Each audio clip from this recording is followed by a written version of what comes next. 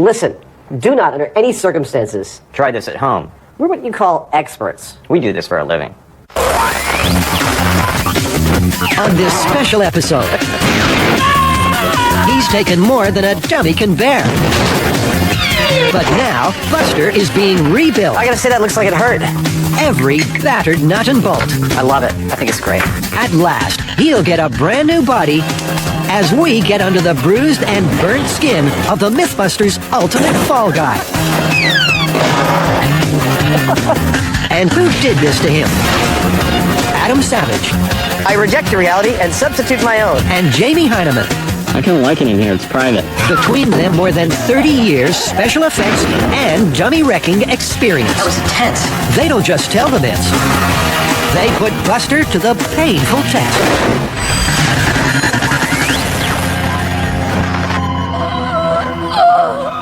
Look at this poor guy, Jamie. I mean, he's been burnt, bashed. Yeah, beaten and blown up. I mean, we have absolutely trashed this dummy. Yeah, it's time Buster had a totally new body, built from scratch, I think. Remember when we first got him, how pink and perfect he was? Fresh as a newborn baby. It was the start of a great adventure. In this box right here is the new star of Mythbusters. Oh, look at that. That's all I need is another dummy around this place.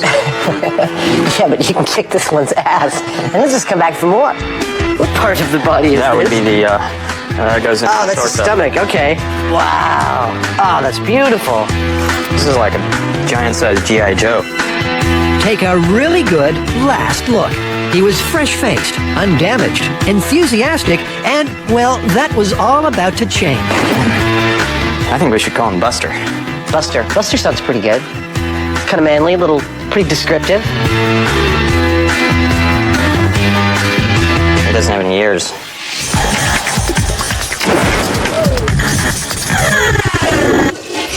And so to Buster's first job, the exploding toilet. A can of flammable gas is somehow emptied into the bowl. Homeowner sits down, drops a cigarette between his knees, and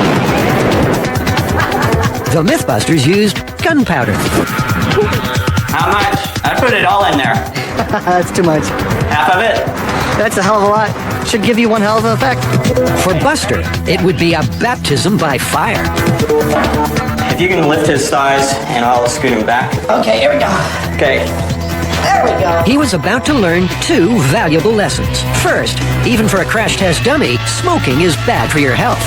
And second, you really should ask a few questions before signing on for TV stunt work. Are we good to go? Yep. Ready. Go. That was great. It didn't even move him. No, he didn't even move. It did blow his pants up, though. He's still holding the cigarette. Buster had his first myth-busting battle scars. Sadly, he wouldn't be able to show them off in polite company. Yeah, I've had days just like this, too. Buster had survived the mother of all initiation hazings and was now officially part of the team. Well, that was Buster's very first baptism of fire. Yeah, Buster is trashed. And that was not remotely the worst that we put him through. So we've come to a place called the Bone Room To get some bones. to rebuild Buster. There aren't too many places around where you can buy human bones, but you can at the Bone Room, and plenty else besides. What is that? It's a giraffe vertebra. Look at the size of it. Crikey. So, Christina, we actually need some human bones and arm and leg bones specifically. Hold this. There you go. That is one human femur. It's normally a hangout of taxidermists and med students, but Jamie and Adam are looking for bones to test for strength to help with the rebuild. There are your bones. Okay, well, we have some great supplies to help us rebuild Buster. Because while he was designed to be in car accidents, what the Mythbusters did to him took him far beyond the call of his original duty. Yeah, we came down on him like a ton of bricks.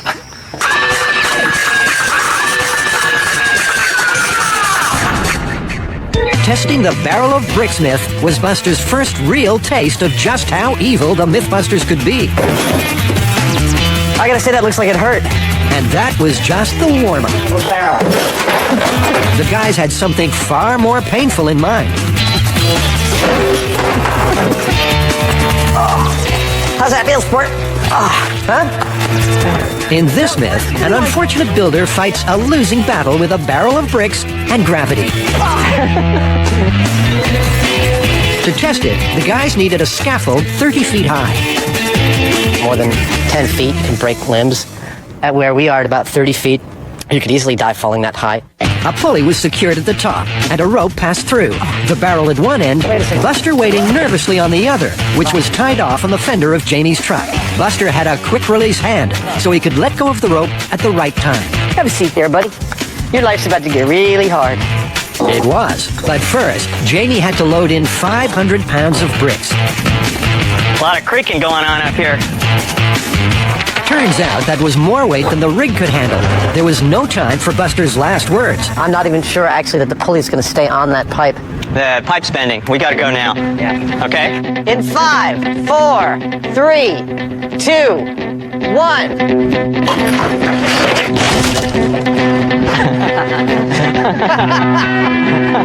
The barrel didn't fail. The barrel didn't break. Buster was left hanging. And there would be no escape for our hero. The barrel was weakened, a board placed in the drop zone, and once again, Buster was ready for liftoff. 3, 2.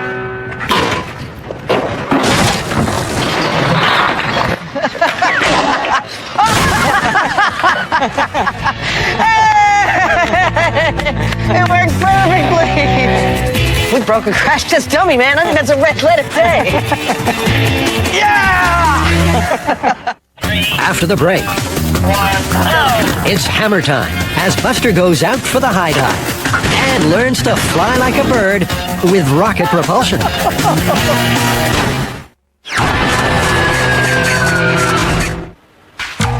You know, over the years, we put Buster through a heck of a lot of abuse. And if he had real bones like you and I, they probably would have broken by now several times over. So we thought, as long as we're rebuilding him, why not give him something that breaks exactly when real bone would break? So the first thing we need to know is exactly what a real bone will take. And I built this machine here which will tell us exactly that. All right, so lower it down. Okay, here we go. That's a femur, and there's 200 pounds on the bar. Well, that's taking the weight. Okay, that's easy. Yeah, I'll put on 25 more pounds.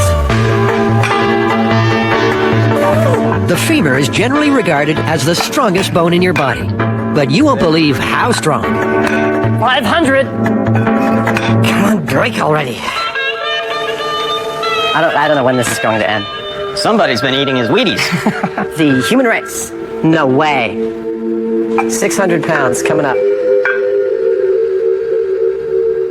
Oh, 625. 625.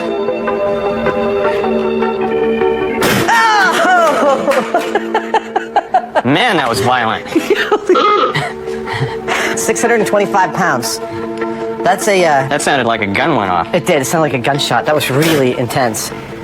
So now we need to find a material that'll take 600 pounds, but not 625. Because it's happened before, and it's likely we'll deliver that kind of force to Buster again, and again, and again.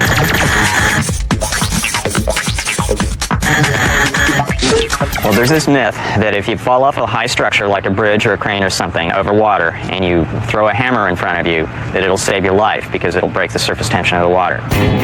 Bridge jumping. What a joy for Buster.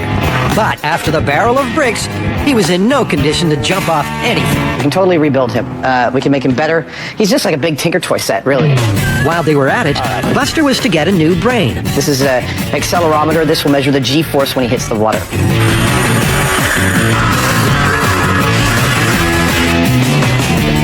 I like this. I'm quite pleased with this. Let me get your chest back on.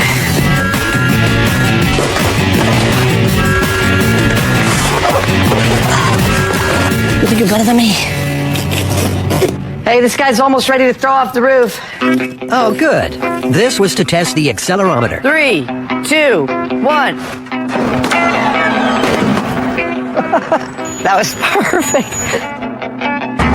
We cracked his entire head in. I mean, just some big old welds along here should be fine. Easy for him to say, It wasn't his head, but the accelerometer worked fine.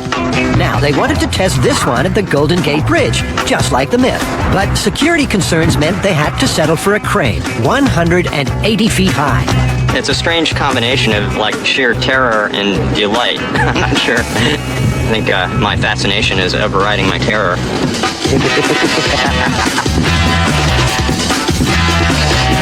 First up, they tested Buster's impact without the hammer. 3, 2, 1, go. Oh, no. Poor guy. Oh, no, no, no. One drop, one leg. Two drops. Two legs. Who'd have thought? He's completely trashed. The cast aluminum of his thigh bone right here absolutely just shattered in contact with the water.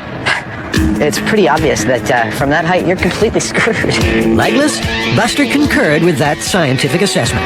But his day wasn't done. Would the addition of a hammer break the water's surface tension and save his skin? We're ready on your count. 3, 2, 1, go.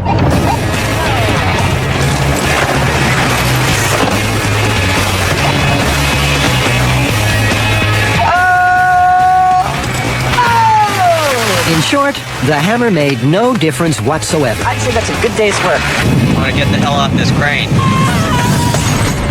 Well, I'll tell you, I never imagined that falling into water, which I knew was dangerous, would actually tear you limb from limb. I mean, it tore Buster's legs right off. Yeah, and then I had to spend a half a day on the weekend by myself out there with a clam rake finding the lower limb. I'm really glad you did.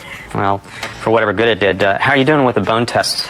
Excellent, actually. I've got what I think is perfect arm bone material, both upper and lower, and I'm just about to do the final test on this roughly 3/4 inch poplar spar, which I think is going to make a perfect set of leg bones for him. That was perfect. This broke at exactly the same weight as the human femur. Yeah, it looks like Buster's new bones are going to be made out of poplar. And you know what this will tell us is, for instance, if I got launched 200 feet out of a culvert, whether or not that resulting landing would actually break any of my bones. Well, I think we already know the answer to that one.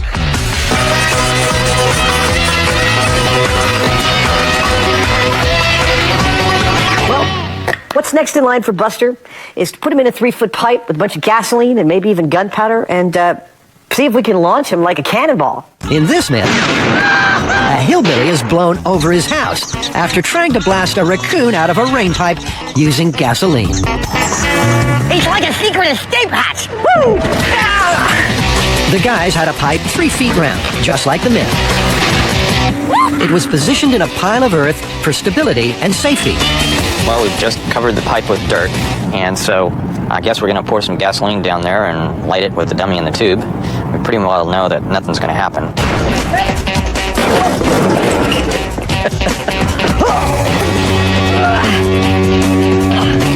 Just like the genius in the myth, Buster was positioned head first in the pipe, eyeballing the cranky raccoon. The raccoon's probably all the way at the very end, you know, up against like a steel grate or something like that.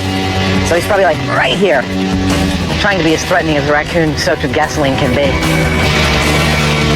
5 gallons of gasoline should get this party started. Okay, it's kind of a lot. It's a lot of gasoline pouring out of there. That's it. All right, get out of there. In 3, 2, 1. There we go. We have ignition. Put it out now. Go.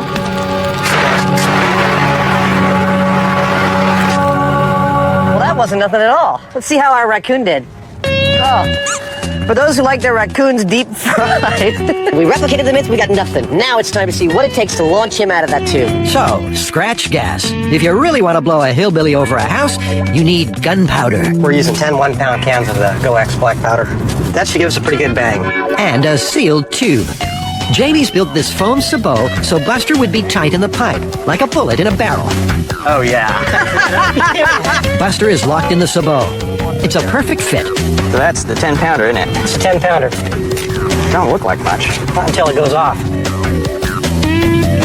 Look Look at that. That's perfect. The whole damn thing could blow up for all we know. But our best shot is that it's going to come out of there, and it's going to come out really fast, and it's going to look really cool. Jamie's so confident, he's parked Buster's chair right where he thinks he'll land. Jamie, are you hoping to catch him? Yeah. All right, that's about the most optimistic thing I've ever heard. If you catch him, I'll give you $100. Buster, of course, would get nothing but trouble. All right, in 3, 2, 1.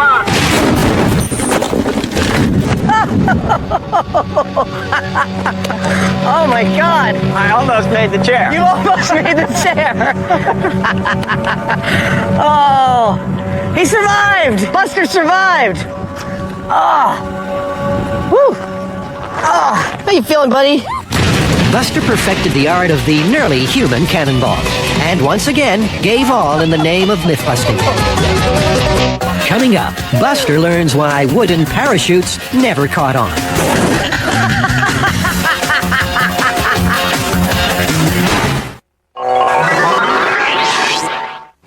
You know, I'm really hoping that this is the very last major rebuild we'll have to do for a while. Yeah, well, I can't hardly wait to see what it takes to bust Buster's new skeleton. Whoop. Hey, it's not ready yet. We can't do that. Sorry. Hardly any of the original Buster will be left. Jamie and Adam have custom-made nearly all of the skeleton. I love it. That's terrific. And there's a little bit of play in there. I think it's great. He's got new, more flexible aluminum joints, and the wooden pieces will closely match the strength of human arms and legs. And best yet, they're all quickly and easily replaceable. So, Dr. Heineman, will I still be able to play the piano when this operation's over? Piano playing is fine, but I would like you to watch this safety film on the dangers of playing the trombone.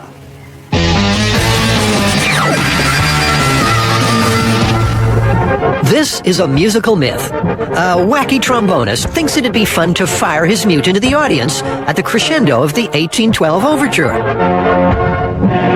Instead, his firecracker-propelled mute hits the conductor, blowing him into the crowd, and the trombone slide is shot into the second violinist. Strangely, none of the local concert halls expressed any desire to help out. He's pretty floppy. It's like trying to get a dead guy to stand up. So this would be an outdoor show, with Buster making his conducting debut. He had a little stage fright. Hey, Jack. Understandable, given the Mythbusters brought in pyrotechnician Jack Morocco to ensure they got enough bang for their concert-going buck. Just another day of blowing something up. I think it's going to be a nice loud bang. I think it's going to destroy the mute right off. I don't think nearly anything that we're going to be able to do is actually going to get the mute to Buster. I knew it. He's good. All right. Are we all good to go? Notice how everyone moved behind the safety screen. Some nights, Buster dreams of doing that. In 3, 2, 1.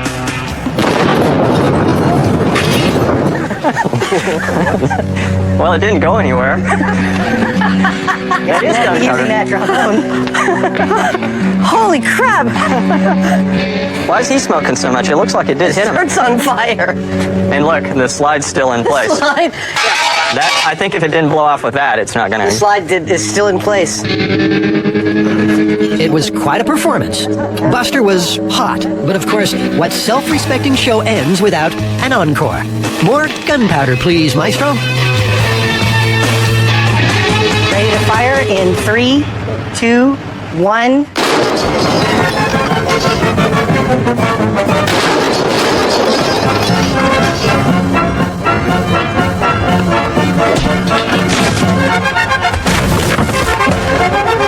He had a blast, busted the myth, but Buster's conducting days were over.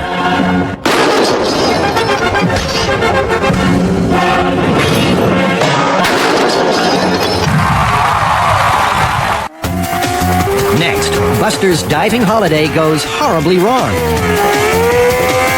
as he discovers the dangers of cut-rate accommodation. Remember, don't try this at home. We've got years of experience that keeps us safe. Buster was excited. They were taking him scuba diving, but this was no Hawaiian holiday. Maybe we should grease him with some lard.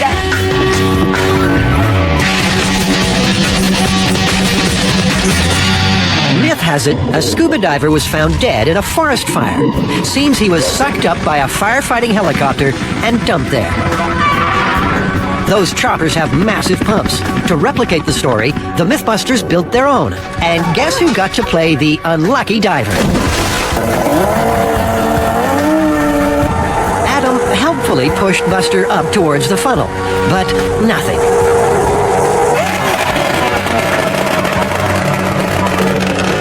There was just not enough suction to hold him. I mean, his tank was in the way, everything was in the way. That was a lot of water coming out the other end, though. And I have to tell you, if you were a diver and you heard that sound, You go in the other direction. I think you'd go in the other direction, because I can hear it very clearly under there, and it sounds like a bad thing. The funnel and guard were removed from the pipe, and Buster stripped of his tank. So we're pulling off the cowling, and we're going to try him right on the end of the pipe. That's the worst case scenario. They don't run those machines like that, but that's what we're going to try and see if there's enough suction at all. Once more, Buster was sucked into the vortex. But as soon as air got into that tube, the suction was broken. How did you show Buster? It pulled him up out of the water a little bit. A little bit short of a forest fire.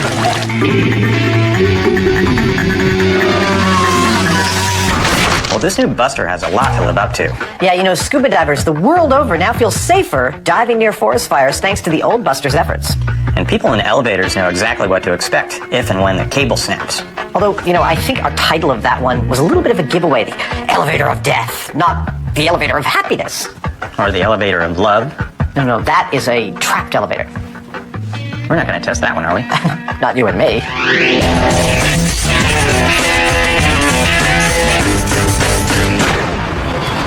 I guess that's it. It's an 8-story building.